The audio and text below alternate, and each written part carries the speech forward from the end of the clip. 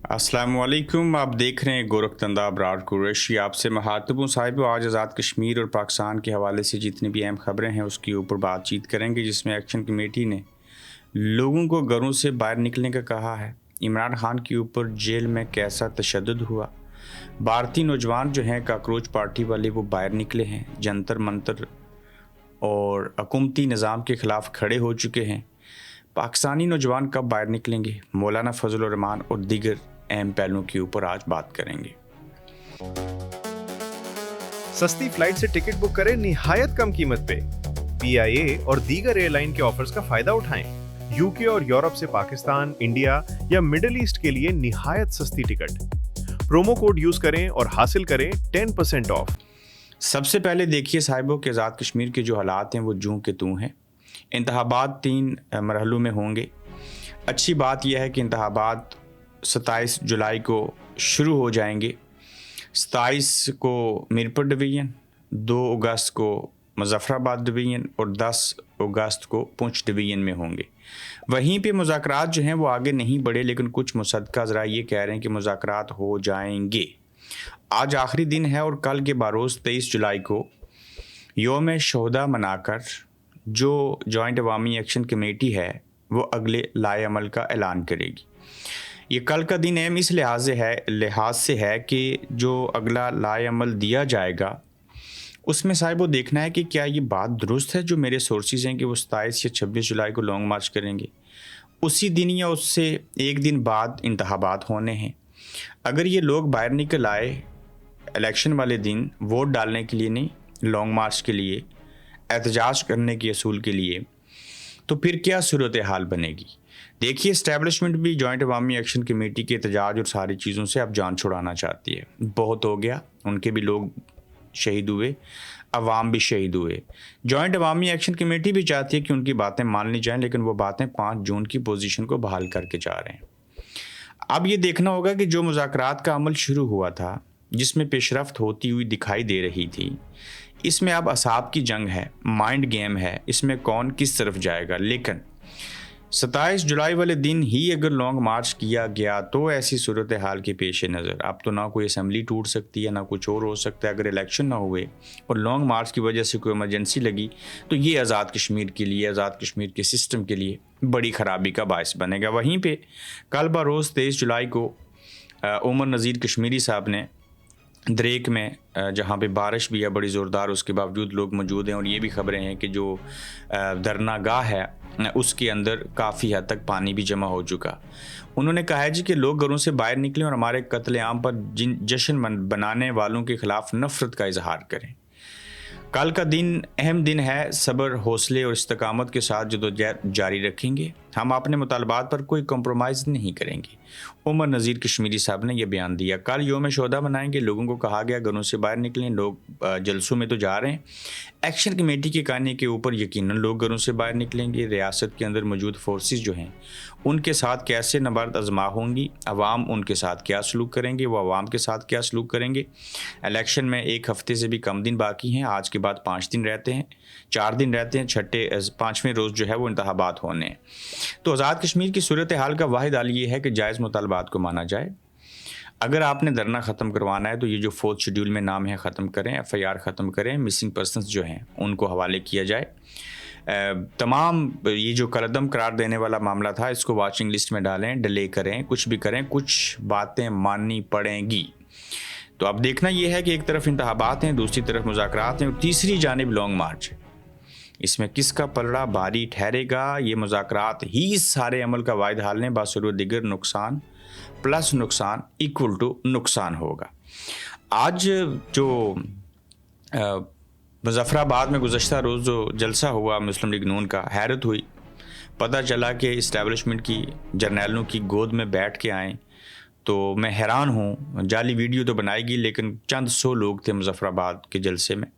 मियाँ साहब ने चलें एक जुमला कहा और एक डांस की वीडियो थी जो वायरल हुई। उसके अलावा जलसे में सिवाय मुस्लिम लीग नून की नाकामियों के कुछ भी नहीं है। लोग बहुत थोड़े थे, नाकाम तरीन जलसा था।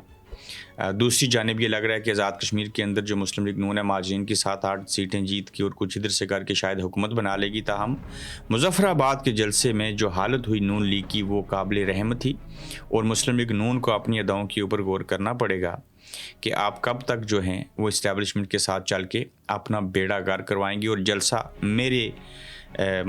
میرے تجزیے کے مطابق نہایت ہی ناکام نہیں، ناکام ترین تھا اور اس میں لوگ نہیں تھے.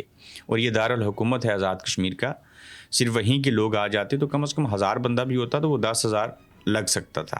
تو جعلی ویڈیو سے گزر بسر کی جا رہی ہے. اور میاں صاحب کا خطاب اور مریم صاحبہ کا خطاب، وہاں پہ جو چیزیں ہم نے دیکھی سنی وہ سامنے لوگ اس تعداد میں نہیں تھے. الگ بات ہے کہ میاں صاحب نے آزاد کشمیر کے اندر بجٹ کو بڑھایا اور چیزیں کی، وہ کشمیر النسل ہیں، وہ کشمیریوں کی بہتری چاہتے ہیں، لیکن جو کچھ انہوں نے پاکستان کے اندر کیا ہے اس کا خمیازہ وہ آزاد کشمیر کے اندر بھی بھگت رہے ہیں. تو وہ ناکام ترین جلسہ تھا. آپ اس کے اوپر اپنی رائے ضرور دیجیے گا. صاحب آپ آ جاتے ہیں ان چیزوں کے اوپر کہ عمران خان صاحب کے اوپر جیل میں تشدد. حیران کن خبر ہے نا. میں برطانیہ کی سرزمین سے بیٹھ کے آپ کو یہ بتا رہا ہوں کہ عمران خان صاحب کے اوپر اڈیالہ جیل میں تشدد کیا گیا. صاحب وہ ایک دن نہیں، ایک بار نہیں، 3 سالوں میں سینکڑوں بار تشدد کیا گیا. اب آپ سوچ رہے ہوں گے میں کیا کہہ رہا ہوں. صاحب وہ کسی کے اوپر تشدد کرنے کی نا مختلف اقسام ہیں. مثال کے طور کے اوپر آپ نے آنکھ ضائع کر دی، آپ ان کی ٹانگ توڑ دیں، آپ ان کا بازو توڑ دیں، آپ ان کو لتر مار لیں، آپ ان کو گالیاں دے لیں. میں کہتا ہوں کوئی بھی جسمانی تشدد کر لیں، لیکن جو تشدد عمران خان کے اوپر قید تنہائی میں رکھ کے کیا گیا یہ پاکستان کی تاریخ میں کسی کے اوپر نہیں ہوا ہوگا باچا خان صاحب کے ساتھ یا ہوا، لیکن کسی اور سیاستدان کے ساتھ نہیں ہوا. تو میں کس تشدد کی بات کر رہا ہوں؟ قید تنہائی میں رکھنے والے تشدد کی. یہ اس جسمانی تشدد سے برا ہے جو قید تنہائی میں رکھ کے کیا گیا. ملے نا کچھ لوگ، کہا گیا نا، خان صاحب کہتے ہیں کہ میں نے اپنا معاملہ اللہ پہ چھوڑ دیا، کوئی ڈیل ویل نہیں ہوئے گی، جو کچھ آپ میرے ساتھ کر چکے ہیں. تو اب آپ لوگ یہ جب باتیں سن رہے ہیں کہ تشدد ہوا، چیزیں ہوئی، آپ سنیں گے، شام کا رات کا کھانا کھائیں گے، پھر سو جائیں گے، صبح اٹھیں گے، میری بات، خان صاحب کی بات تشدد والی بھول جائیں گے. یہ پاکستان کی قوم نے نا اپنے سیاستدانوں کو مروایا ہے، لیاقت علی خان سے لے کے نا آج عمران خان تک.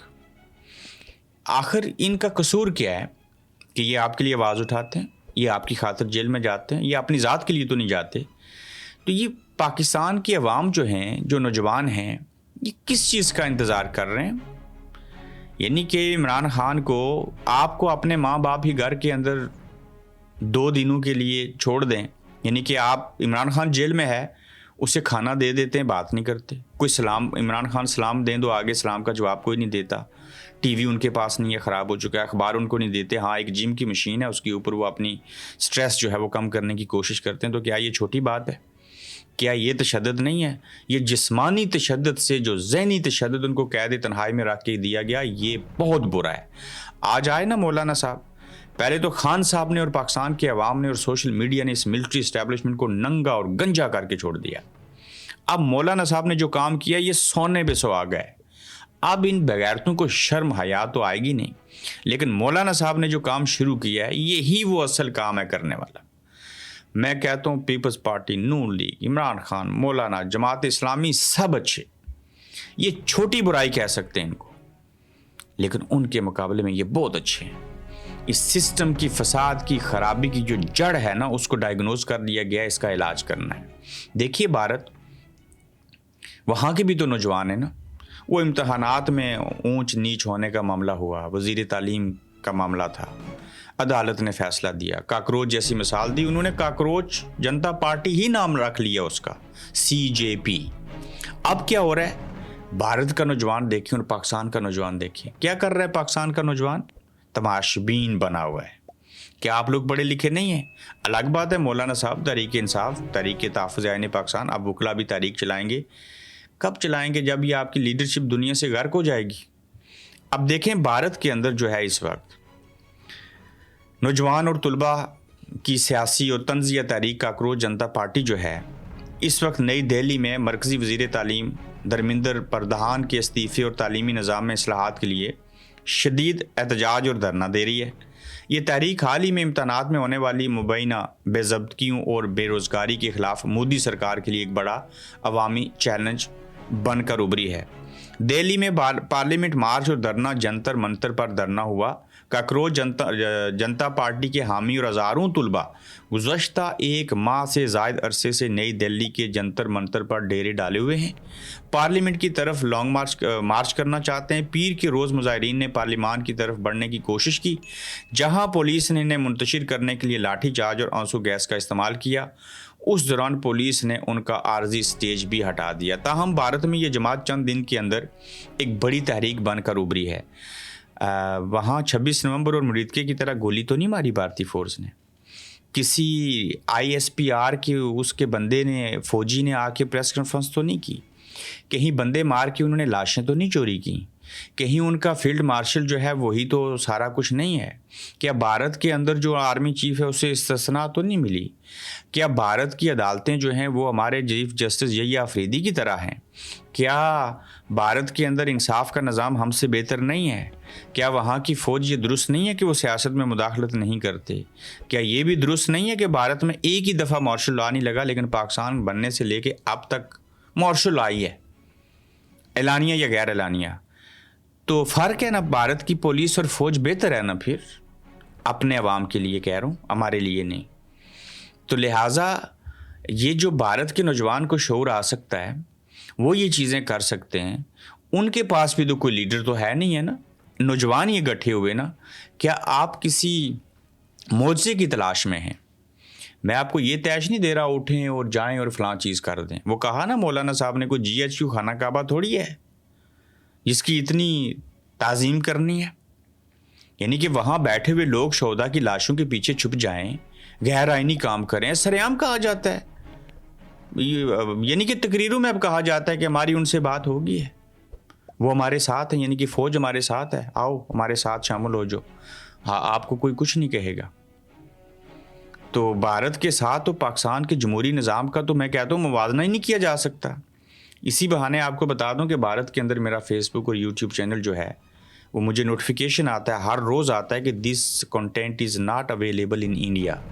اسی بہانے انڈیا سے اگر آپ مجھے دیکھ رہے ہیں تو مجھے ضرور کمنٹ کیجئے گا، لیکن مجھے یہ لگتا ہے کہ بھارت کے اندر میرا یوٹیوب چینل اور جو فیس بک ہے اس کو بند کر دیا گیا، وہاں پہ آپ لوگ نہیں دیکھ سکتے، اس لیے کہ ہم اسی طرح کی چیزوں کے اوپر بات کرتے ہیں، اور مجھے بھارت کے اندر 4% لوگ دیکھتے ہیں میری اوورال جو ویورشپ ہے اس کے حساب سے، اور یہ بڑی تعداد ہے جس میں مقبوضہ کشمیر کے بہت زیادہ لوگ شامل ہیں۔ تو یہ ضرور بتائیے گا کہ کیا آپ بھارت کے اندر جو ہے وہ ہماری ویڈیو دیکھ سکتے ہیں کہ نہیں دیکھ سکتے۔ صاحبو، آزاد کشمیر کے ساتھ ساتھ جو اسلام آباد کا دارالحکومت ہے اس کے علاقے کی خبر میں آپ کے سامنے رکھوں، اس کو آپ سنیں گے تو حیران ہو جائیں گے۔ اسلام آباد کے علاقے پھلگراں کی پرنس روڈ پر 28 کروڑ روپے مالیت سے تعمیر شدہ حفاظتی دیوار کی گزشتہ روز کی ہلکی بارش کے بعد کی جو صورتحال ہے وہ آپ دیکھیے۔ یاد رہے یہ حفاظتی دیوار چند ماہ قبل لوکل گورنمنٹ کی جانب سے بنائی گئی تھی، 28 کروڑ روپے اس کے اوپر لگے تھے، اور ہلکی پھلکی بارش ہوئی دیوار گر گئی۔ اسلامی جمہوریہ پاکستان کے اندر نہ آئین ہے، نہ قانون ہے، نہ انصاف ہے، یہاں کی دیواریں بھی ٹھیک نہیں ہیں، ہر بلا میں کرپشن ہے، ہر جگہ پہ کرپشن ہے، لوگ اذیت کا شکار ہیں، کیا کیا نہیں ہوتا اس ملک کے اندر، انسانی جسموں کے اعضاء بیچ دیے گئے، قبروں سے مردوں کو نکال کے بھی زنا کیا گیا، یہاں کیا نہیں ہے۔ میں اگر اس کے اوپر بات کروں گا تو میں اپنے ہی جسم کے اوپر سے کپڑے اتارنے شروع کر دوں گا۔ تو لہٰذا یہ جو صورتحال ہے اس کا حل کیا ہے؟ کوئی انقلاب، کوئی چیز۔ پھر آپ دیکھیں، پہلے ایک ہفتے میں پیٹرولیم مصنوعات کی قیمت 25 روپے بڑھاتے تھے تو شور مچ جاتا تھا۔ حکومت نے اتنی قیمت بڑھا کر اتنا بڑا ظلم کر دیا، اب حکومت نے اسے اب دیکھیں کہ عادی بنا دیا لوگوں کو، روزانہ 4 روپے 5 روپے بڑھا دیں گے اور مجموعی اثر وہی آئے گا، مجموعی قیمت بڑھتی چلی جائے گی، اور آپ دیکھیں لوگ بھی اس کے اوپر نہیں بولیں گے چونکہ لوگ عادی ہو گئے۔ یہ کہتے ہیں ہمیں کام پہ جانا ہے، چھتر مارو ہم جلدی چلے جائیں، باقی آپ قیمت بڑھاؤ نہ بڑھاؤ، یہ چیز کرو نہ کرو، ہمیں کوئی فرق نہیں پڑتا۔ تو جب کوئی نہ بولے تو کچھ نہیں ہوتا۔ تو کتنی پیٹرول کی قیمتیں بڑھی ہیں؟ بہت بڑی تعداد میں۔ پاکستان نے امریکہ سے $10 ارب کی مالی سہولت مانگی ہے، کیونکہ ملک تو نہیں چل رہا. کہا تھا نا رکھیں عمران خان کو جیل میں, چلائیں ملک, دیکھتے ہیں کیسے چلاتے ہیں. زر مبادلہ ابھی اس وقت جو ملک چل رہا ہے وہ 40 ارب یا بہت بڑی تعداد ہے, وہ اوورسیز جو پیسے بیچتے ہیں اسی کا ایک آخری بڑا سہارا ہے. باقی نہ امپورٹ ہے نہ ایکسپورٹ ہے نہ کچھ بھی نہیں ہے. اب دیکھیں زر مبادلہ کے ذخائر بڑھانے کے لیے یہ درخواست کی گئی ہے. امریکہ سے 5 سال کے لیے مالی سہولت کی درخواست جو کی گئی, یہ پیش رفت ایران جنگ سے متعلق مذاکرات میں پاکستان کے کردار کے بعد ہوئی. یعنی کہ ہم کردار ادا کریں گے, ہم آپ کا ساتھ دیں گے, بدلے میں ہمیں نوٹ دیجیے, ہمارا موڈ بنے. تو جس سے اس کی سفارتی اہمیت میں اضافہ ہوا اور یہ امید پیدا ہوئی کہ پاکستان واشنگٹن اور دیگر شراکت داروں سے معاشی فوائد حاصل کرنے کی کوشش کرے گا. رائٹرز کی یہ رپورٹ ہے کہ پاکستان نے ایران امریکہ کی جنگ کے اندر ثالثی کا کردار ادا کیا. انہیں لگا ہمارے واشنگٹن سے امریکہ سے تعلقات بہتر ہو گئے, لہٰذا پاکستان کے اندر نہ جمہوریت نہ آئین نہ قانون نہ انصاف کچھ بھی نہیں ہے. جس ملک کے اندر سیاسی عدم استحکام ہو وہاں معاشی استحکام ہوتا نہیں ہے. تو اب انہیں یہ ہے کہ امریکہ ہمیں بھیک دے دے گا, اور پاکستان نے امریکہ سے $10 ارب کی مالی سہولت مانگی ہے. یہ رائٹرز نے انکشاف کیا. اب امریکہ پاکستان کو پیسے دے گا یا نہیں دے گا؟ امریکہ کی تو وہ حالت ہو چکی ہے کہ وہ خود دوسروں سے قرضہ لے رہا ہے. تو یہ آپ کو کیسے پیسے دے گا؟ جب پیسے دیں گے, ڈالرز دیں گے 10 ارب, تو بدلے میں آپ سے کام بھی لیں گے. آپ وہ کام کریں گے, وہ کام تو آپ نہ بھی وہ کہیں تو آپ خود پوچھتے ہیں بتائیے ڈونلڈ ٹرمپ صاحب آپ کی رضا کیا ہے, ہم تو آپ کے لیے کام کرنے کو تیار ہیں. تو پہلے اپنے گھر میں عمل لائیے, اپنے حصے کے کام کیجیے, چیزوں کو بہتر کیجیے, تو پھر امریکہ سے آپ کو بھیک مانگنے کی ضرورت کسی صورت نہیں پڑے گی. صاحبو اپنا خیال رکھیے گا, اپنا فیڈ بیک دیجیے گا, تو جلد انشاءاللہ آپ سے پھر ملیں گے.